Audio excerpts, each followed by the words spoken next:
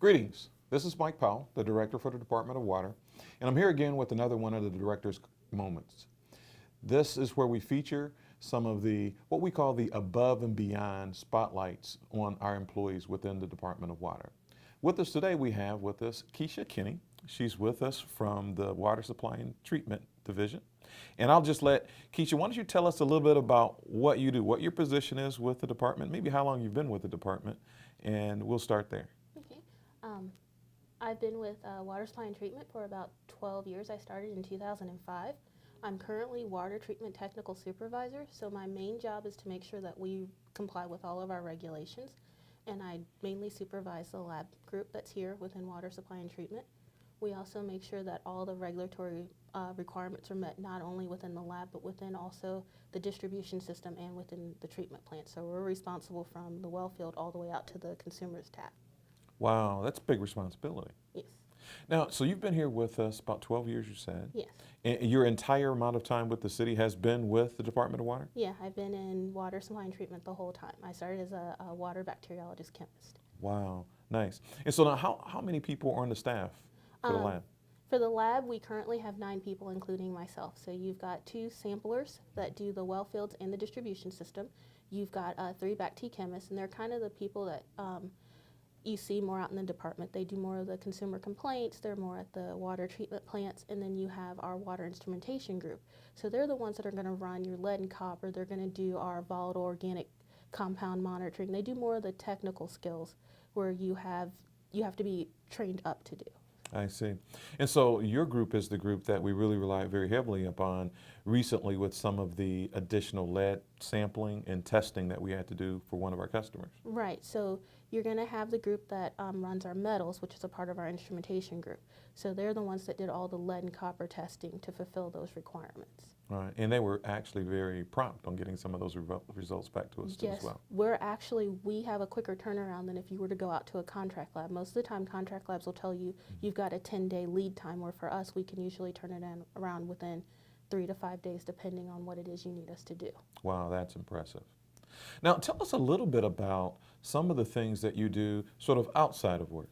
Well, currently I coach my son's soccer team, which for me was a different adventure. It was me with, I had 14 8 and 9-year-olds, and I'd never coached soccer before. If it was basketball, I was all good, but soccer was a whole other world. So I had to learn all the rules and the positions. But yeah, the kids were awesome. Like, it was worth it just to go hang out with the kids every day. Wow, so how did the season turn out? We didn't do too bad. We won more games than I thought. So now tell me a little bit. Now I know there are a few things that you've done related to, now they're outside of work, but they are kind of related to the things we do here at work. For instance, I know you're an instructor because I was one of your students. Yes. So tell us a little bit about what you do as far as instructing goes. Well, previously I instructed the basic water course, which generally prepares people to take your water 1 and 2 through Ohio EPA. So I did that for a few years, and then I also do presentations through OTCO, and I also sit on the OTCO board. And what they do is they organize training for the Ohio operators throughout the state. And they generally look for lab training, or they'll do, if there's a new rule or a regulation or new technology, they generally tend to gear their training to what is going to help the operators of Ohio. So some of the things I've done through OTCO, they have where they're working on a degree through a community college. And what you do is some of the OTCO courses you take actually apply towards a 2-year degree. In particular, they're working with Eastern Gateway, and one of our supervisors here, Shannon Zell, who's responsible for the lime plant, got his degree through there. And what it does is it uses all the experience that they have within water and applies it to the degree. So I work with the community colleges set that we do. I also work with some of the high school students that we work with. So there's the Ginn Institute, which is up in Cleveland. And what we do is we go up there and we talk to them about water careers, and I'll tell them stuff about what we do in the lab. So I also do some of the lab training courses, so I'm the person responsible for making sure that we are having all the lab courses that will be needed for the trainers here. Wow, that's a lot, considerable. Now tell us about an award you received. One award I received was called the Richard Mielek Award, and that's for training within Ohio, and you have to be an OTCO instructor in order to receive it. So, and it's voted on, and they have one Mielek Award winner every year. So now, tell us a little bit more. Let's shift gears and going back to the work environment. What are some of the special projects and things you've been involved with here at work?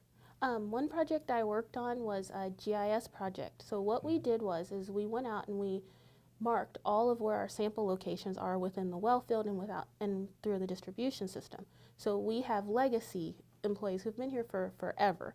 And my concern was if one of them retired, we wouldn't know where our assets were. So we went out and these two samplers went out and they marked everything. It was awesome. Like it wasn't where they were off by any, like they got pictures and they said, okay, this is where it's at, this is where you look when you're going. So it was kind of like a hands-on thing, and it got people to actually see what they do, and I got to appreciate what they actually do too. So that was one project. Another project would be a skater project that we're working on, where we're going to make it where, based off of the chemical characteristics of each of the wells, the operators have a proactive approach to operating. So like if you know a well has high iron or high VOCs and you know that's going to cause a higher chlorine demand, the operators can start adjusting before those wells actually show up.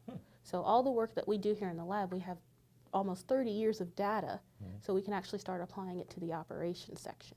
And then another huge project, which was great, it was like a whole lab project, was when we worked with the lime plant on starting the expansion project. So it was all the labsters, and we worked 12 hours shifts, which for us was unusual, but we were able to help the lime plant be able to start their expansion by all the data that we helped them collect. That's awesome. That's a big project, you know, not just for this division, but for the city and this region, really looking at a lot of the customers and potential customers that we have that this expansion will allow us to service. You know, lots of things. I mean, the lab stays busy. Yeah, it's a great group. Like, it's really interesting. Like, you show up and these group of people, like some of them have been here for more than 30 years, some have just started. So it's really cool to see everybody kind of work together and come up with better ways to monitor or better ways to interpret data.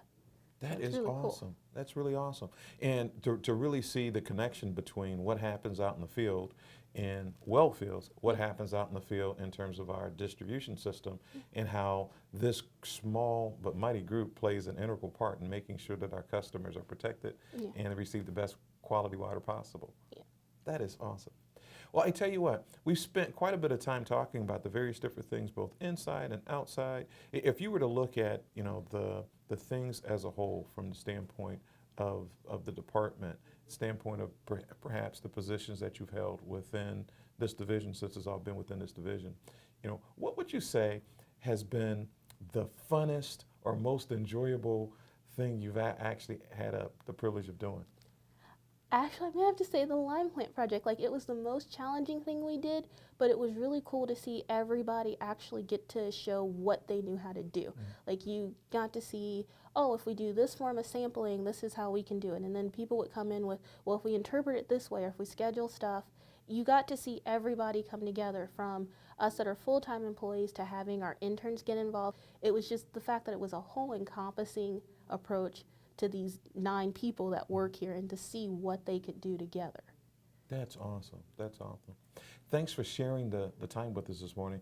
You're a great asset to the department. I'd like to personally thank you for all the work that you've done with helping as many people like myself with the OTCO training and preparing us for the exams. There's many operators that owe credit to you for helping them to obtain that status. I'm one of those.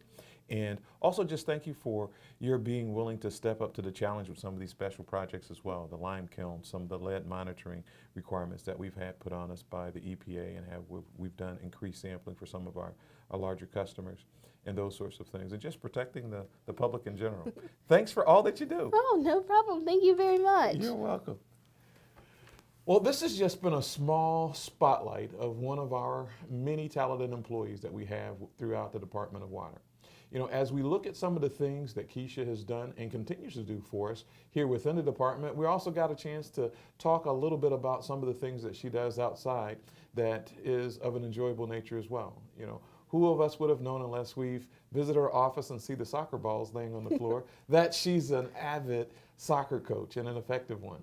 So if your kids are looking for a soccer coach, hey, we've got one right here in the department. But just keep in mind that as we continue to go through the department and look for individuals that have demonstrated the ability to go above and beyond, you know, what we'll find is that there are several people, some that we might work next to, that we'll be able to find some things out about them that we never knew before. So stay tuned for our next episode of the Director's Corner, Above and Beyond. Spotlight.